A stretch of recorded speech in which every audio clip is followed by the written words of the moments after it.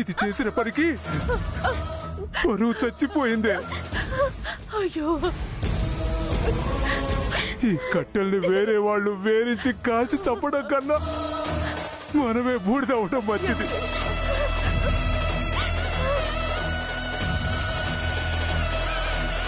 వద్దండి నాన్న, ఏమండి? వద్దండి, ఏమండి? ఏమండి?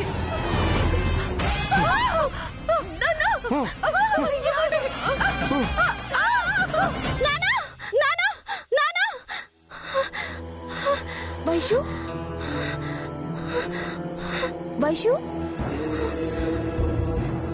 వైషు, నానా ఏమైంది? నానా, నానా. వైషు, అమ్మ వైషు, ఏమైందమ్మా? ఏమైంది? పీడకలు ఏమైనా వచ్చిందా? పీడకలే. ఇదిగో ముందు మంచినీళ్ళు తాగు. అంత భయపడే కళ ఏమొచ్చిందమ్మా? అబ్బా, ఏదో ఒకట్లేండి. అసలే జడుసుకుని ఉంది, మళ్ళీ గుర్తు చేసుకుని చెప్పాలా? వద్దు, చెప్పొద్దు. వీళ్ళకంతా చెప్పి నేను భయపెడుతున్నానంటే అస్సలు బాగోదు. గుండె బెటవు చేసుకుని నాన్న ఉక్కిరి బిక్కిరి అయిపోతారు. ముందు మంచినీళ్ళు తాగమ్మా.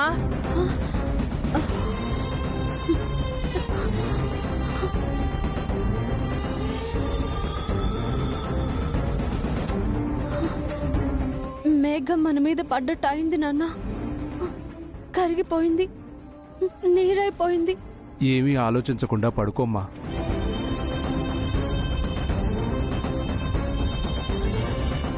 వైషు, పడుకోమ్మా, ఏం కాదులే.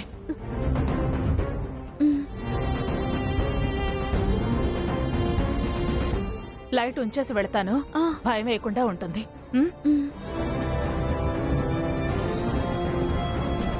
వైషు, ఓకే కదా?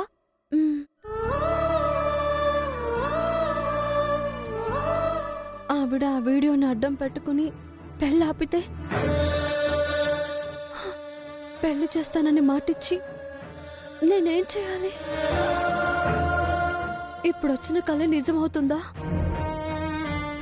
ఎలాంటి పరిస్థితులు ఎదురైనా, ఎంత కష్టం వచ్చినా సరే ఫ్యూచర్ పక్కన పెట్టైనా ముందు తారక్తో మిథున పెళ్లి జరిపించాలి. లేకపోతే వీళ్ళు నాకు దక్కరు. వైషు, ఓకేనా? సరే, పడుకో.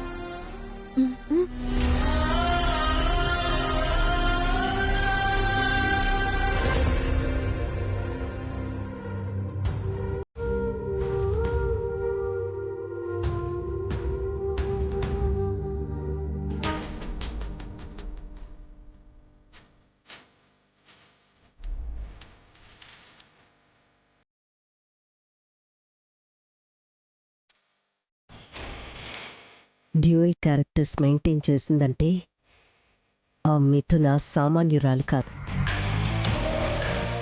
ఫుడ్ ఇన్స్పెక్షన్ అప్పుడే డౌట్ వచ్చింది. స్వామి భక్తి అనుకున్నాను కానీ సావు తెలివితేటలు అనుకోలేదు. అది నా కోడలిగా వస్తే. కాలం మారింది మేడం గారు. నాలుకలు కోయించుకుని మీ కాళ్ళ దగ్గర దాసిలా పడుండే కోడళ్ళ కాలం కాదిది. మీరు ఏ హక్కులతో కోడలిగా వచ్చారో వాళ్ళు అదే హక్కులతో వస్తారు. మీరు వాళ్ళని తొక్కాలని చూసే లోపే తిరగబడి మీ నాలుక కోస్తారు.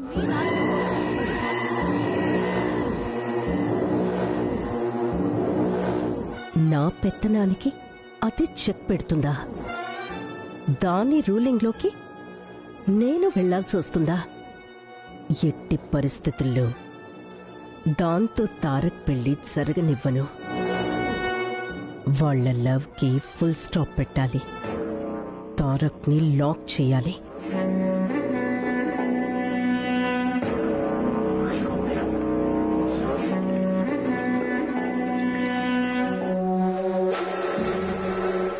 రేపు శేఖర్ పుట్టినరోజు. ఫంక్షన్లో గెస్ట్లందరి ముందు వర్షని నా కాబోయే కోడలని అనౌన్స్ చేయాలి. ఎస్, అదే కరెక్ట్ లాక్.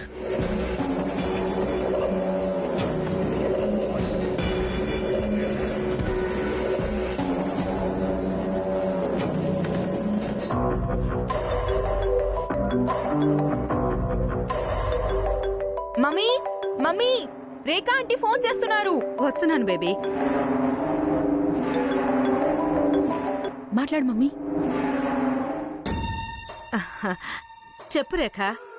సరోజ, రేపు మా బావగారు అబ్బాయి శేఖర్ బర్త్డే ఫంక్షన్. ఏది ఆ 14 ఏళ్ళు బయట పెరిగొచ్చినోడా? వాడే. ఆ బండోడి బర్త్డే ఫంక్షన్కి మిమ్మల్ని స్పెషల్ గెస్ట్లుగా ఇన్వైట్ చేస్తున్నాను. మేమెందుకు? ఎందుకా?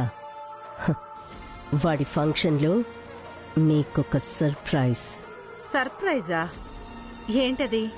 వర్షని నా కాబోయే కోడలిగా అనౌన్స్ చేస్తున్నాను.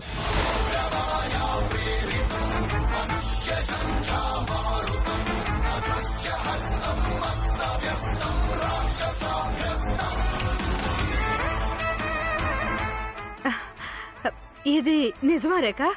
రేఖ అబద్ధం ఆడదని నీకు తెలుసుగా. రేఖ, నీకు ఎలా థ్యాంక్స్ చెప్పాలో నాకు అస్సలు అర్థం కావట్లేదు. మా వర్షకి నీ కోడలయ్యే అదృష్టాన్ని ప్రసాదించావు. సరే, రేపు మాట్లాడుకుందాం. మీరైతే రండి. షూర్ రేఖ.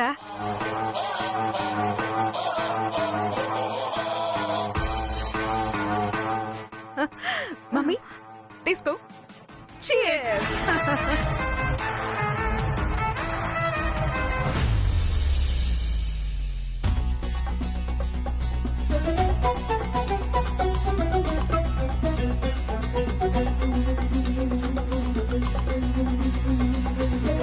మీరు దేని గురించి ఆలోచిస్తున్నారో నాకు తెలుసు పెద్దమ్మ. శేఖర్ మనసులో వైష్ణవి ఉందన్న విషయం అందరికీ క్లారిటీ వచ్చింది. ఇప్పుడు వైష్ణవి ఏమంటుందా, తను తమ్ముడితో పెళ్లికి ఒప్పుకుంటుందో లేదో అన్నదే కదా సమస్య. నేను నా విషయంలో ఎలా క్లారిటీ తీసుకున్నానో అలాగే వైష్ణవి అభిప్రాయం ఏంటో. వీణ్ణి తను ఇష్టపడుతుందో లేదో తారని చెప్పనివమ్మా. పెద్దమ్మా, మీ మనసులో ఎలాంటి డౌట్స్ వద్దు. వైష్ణవి చాలా మంచిది. నేను ఎలా అయినా తనని కన్విన్స్ చేస్తాను. సరే అనిపించుకొని వస్తాను. మీరు ధైర్యంగా ఉండండి. వస్తాను. సరే.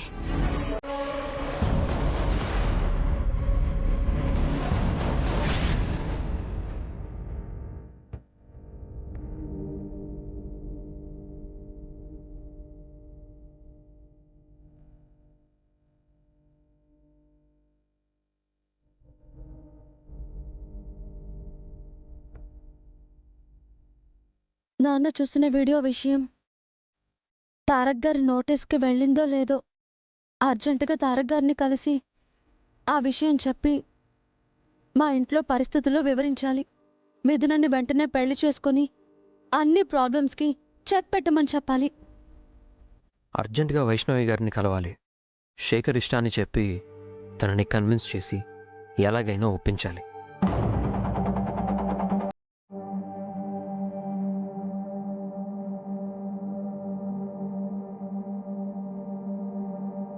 మీరు కాల్ చేస్తున్న వ్యక్తి మరొక కాల్లో బిజీగా ఉన్నాడు. మీరు వేచి ఉండండి లేదా తిరిగి మళ్ళీ ప్రయత్నించండి.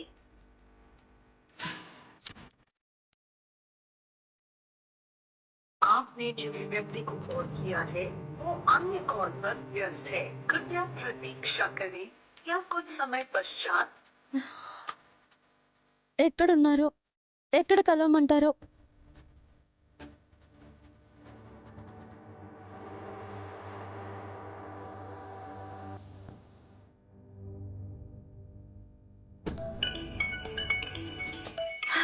థ్యాంక్ గాడ్, తారక్ గారే ఫోన్ చేస్తున్నారు. గుడ్ మార్నింగ్ తారక్ గారు. గుడ్ మార్నింగ్ అండి. మీతో అర్జెంటుగా ఒక ఇంపార్టెంట్ మ్యాటర్ మాట్లాడాలి. వీడియో గురించి అయి ఉంటుంది. వైట్ ఫీల్డ్ దగ్గరికి అర్జెంటుగా బయలుదేరొస్తారా? తప్పకుండా వస్తాను. ఇప్పుడే బయలుదేరి వస్తున్నానండి. ఓకే.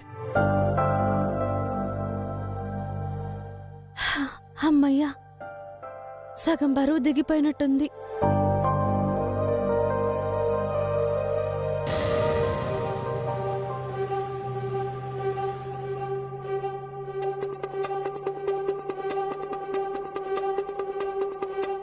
అమ్మా, ఆ, నేను తారక్ గారిని కలవడానికి వెళ్తున్నాను.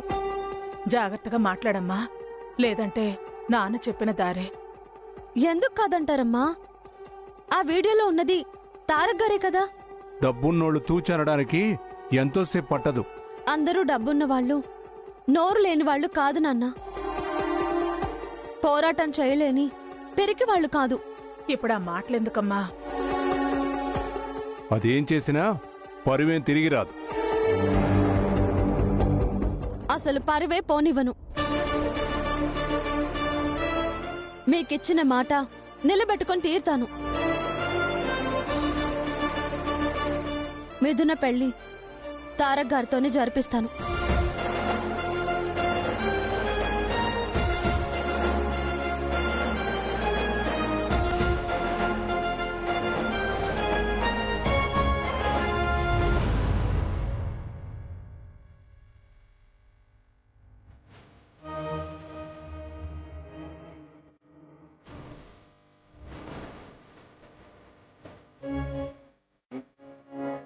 లేక ఎందుకే అలా కాలుగాలిన పిల్లిలా అటు ఇటు తిరుగుతున్నావు? మనసు కుదురుగా ఉండడం లేదత్తయ్యా. సరేలే, వెళ్ళి ఆ విష్ణు సహస్రనామం తెచ్చివు. మననం చేస్తే అంతా మంచి జరుగుతుందంట.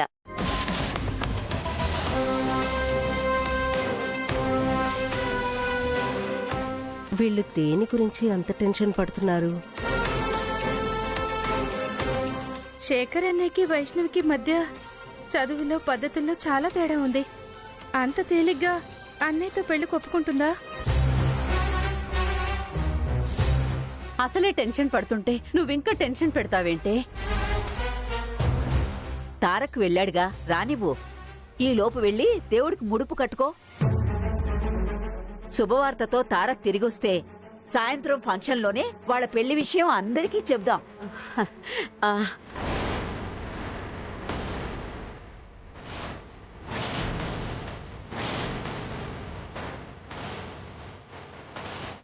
అసలు విషయం ఇదా? చెప్తా మీ సంగతి. అత్తయ్య అత్తయ్య అత్తయ్య అత్తయ్య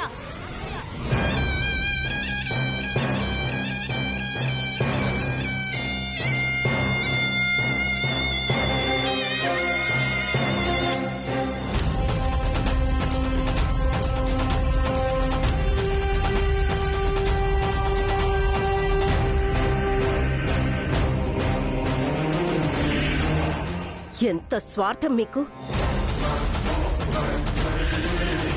పెద్దవాడు నా కొడుకుండగా చిన్నోడు ఆ మొరటోడి పెళ్లికి ఆరాటపడుతున్నారా? అంటే అన్నానని నన్ను తప్పు పడతారు కాని పెద్దవారు ఇదేమన్నా పద్ధతా?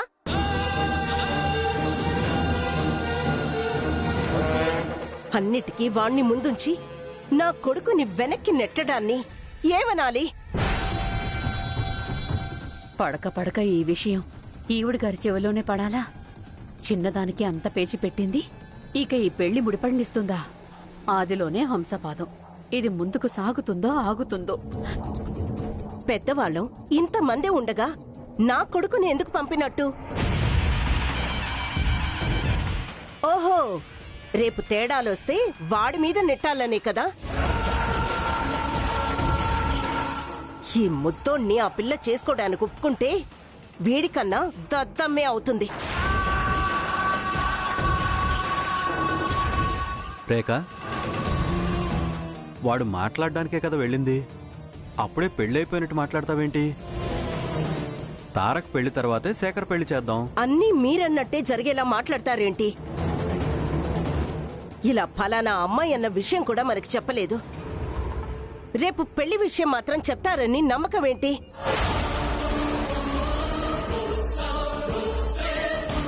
వీళ్ళ ఆరాటాలన్నీ ఆ శేఖర్ గురించే. మనం వీళ్ళ లెక్కలోనే లేవు. ప్రేమ, ఆపేక్ష మనకే కాని వీళ్ళకి కోశాన కూడా లేవు. ఇప్పుడు ఏమైపోయిందని అంతలా గింజుకుంటున్నావు? కేవలం ఆ అమ్మాయి అభిప్రాయం తెలుసుకోవడానికేగా తారక్ వెళ్ళింది. తాంబూలం మార్చుకోవడానికి కాదు కదా. పద్ధతులు తప్పడానికి పెళ్లి ముహూర్తం ఏమీ పెట్టుకోలేదు కదా. వీడన్నట్టుగా పెద్దోడి పెళ్లి తర్వాతే చిన్నోడి పెళ్లి చేద్దాము. నాకు తెలిసింది కాబట్టి ఇప్పుడు ఇలా మాట్లాడుతున్నారు. తెలియకపోతే తెలుసుకోకపోతే ఈ మాట అనేవాళ్ళు కాదు కదా.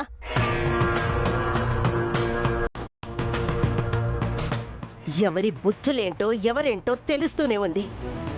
ఆరాటపట్టం, అభాసు పాలవడం, చిచి.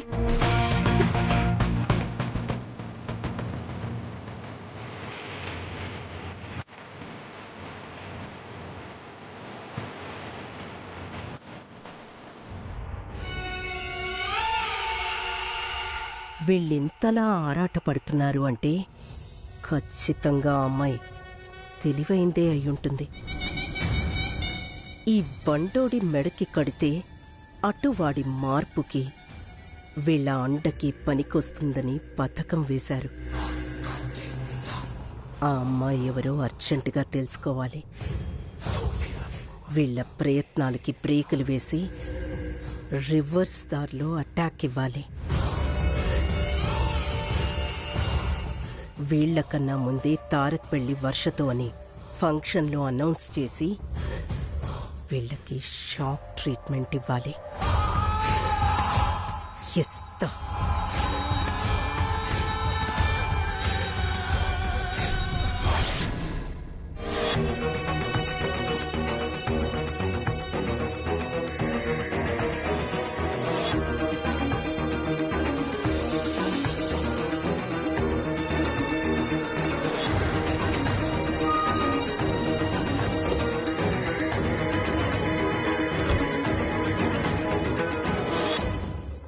గుడ్ మార్నింగ్ వైష్ణవి గారు. గుడ్ మార్నింగ్ తారక్ గారు. Everything is all right? ఎందుకు ఇలా అడుగుతున్నారు? ఆ వీడియో విషయం వాళ్ళకి తెలీదా? తెలిసినా తెలియకపోయినా నేను చూసిన విషయం చెప్పడం నా ధర్మం. తర్వాత తెలిసినా నేను చెప్పలేదనిపిస్తే చాలా బ్యాడ్ అనుకోరు? తారక్ గారు ఆ, ఏం మాట్లాడరేంటి? అది నిన్న మిథున నన్ను కలవడం నాకు తెలుసండి. మా మనసులు ఒకటయ్యాయి. అభిమానం పెరిగింది. అది లవ్గా కన్వర్ట్ అయింది. నేను స్ట్రాంగ్గా తనతో పెళ్లి ప్రపోజల్ చెప్పేశాను. తను కూడా నా మీద తన ఇష్టాన్ని చెప్పేసింది. ఆ సంతోషంలో మేము క్లోజ్గా కబుర్లు చెప్పుకుంటూ మూవ్ అవుతుంటే స్లిప్ అయి పడబోయింది. నేను పట్టుకున్నాను. అప్పుడెవరో ఆ ఇన్సిడెంట్ని అంతా రికార్డ్ చేసి బ్యాడ్ క్యాప్షన్స్తో వీడియో అప్లోడ్ చేసి క్యారెక్టర్ అసాసినేషన్ చేశారు. యాక్చువల్గా మా తప్పేం లేదండి. ఆ వీడియో విషయం మా ఇంట్లోనూ తెలిసింది. యాక్చువల్గా అది మాట్లాడాలని నేను వచ్చాను. నిజంగా అలా జరగడం నాకు చాలా బాధేసిందండి. మిథునకి తెలిస్తే ఏంటా పరిస్థితి అని నేను చాలా బాధపడ్డాను. బాధపడ్డా భయపడ్డా ఇప్పుడు చేయగలిగింది ఏముందని? ఈ సారీలు ఓదార్పులు పరిష్కారం కాదు కదా. ఎవరో పోకిరి వెధవలు మా నాన్నకి ఆ వీడియో చూపించి హేళన చేస్తే పాపం మా నాన్న అది తట్టుకోలేక ప్రతి క్షణం అల్లాడిపోతున్నారు.